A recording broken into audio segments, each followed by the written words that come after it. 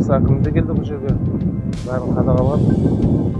Жұмыстар енді тәулігіне 24 сағат жұмыс істеп, тез арада осы су құбырын барлығын іске қостық.